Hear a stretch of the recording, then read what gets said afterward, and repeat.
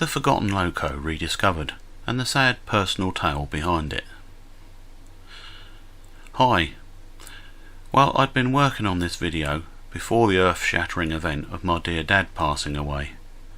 This video is already going to be a slightly sad look back, and now it's more so. However, I wanted to thank all of you who sent in messages on my RIP video. Your kindness and pleasure at Dad's model making means so much to us all, especially at this time. You can be sure that there will be a proper tribute to him once things settle down. So in the spirit of keeping on going, which Dad would have wanted me to do without a doubt, let's continue on with the video that I had planned.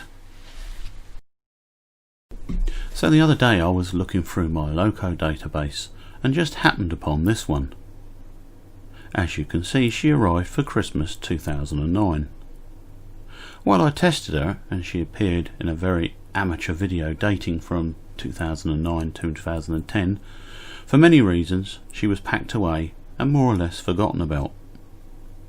The G2A, or Super D, was an 080 steam loco. They were a development of the London North Western region class G1, a web design from the 1890s.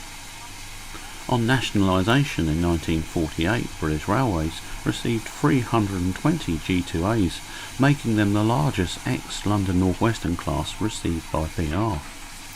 Power classification was 7F, and the main work was heavy mineral trains and other freight. The Super Ds date from 1921. A great history can be found at the link that I'll post in this video's description box. Okay, let's couple her up to a nice train of coal and coke wagons and set her on her way, while I pass on the story behind this model. Oh, the wagons and liveries would have all but gone by the time BR had this loco, but just in this case Rule 1's going to apply. Running with her is another London North Western loco, a web coal tank. She has a train of refrigerated vans. So yes, this loco arrived in 2009. And that turned out to be a horrendous year for me. It had all started with the passing of my grandmother, aged 103 no less. The funeral was very hard, not just because of the loss of a pivotal lady in my life, but because I stood between my mum and my then wife, who were both suffering from cancer and needed me to hold them up. Later that year, my wife was to pass away, aged just 50. Trying to cheer me up, Mum and Dad got me the Super D model that I'd expressed an interest in during happier times. They brought her to me for Christmas Day 2009 and stayed with me, and while my mum was in the midst of her own battle, they made the day as good as it could be. But the following May, the Super D turned out to be the last Christmas present my mum would ever have a hand in, as she too passed away all too soon. Rocked by all this, I lost interest, and this is why the model was packed away and forgotten.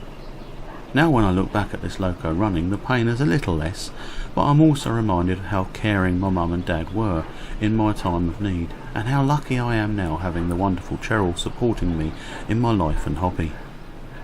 Stay safe everyone, make the most of every day, life is so precious.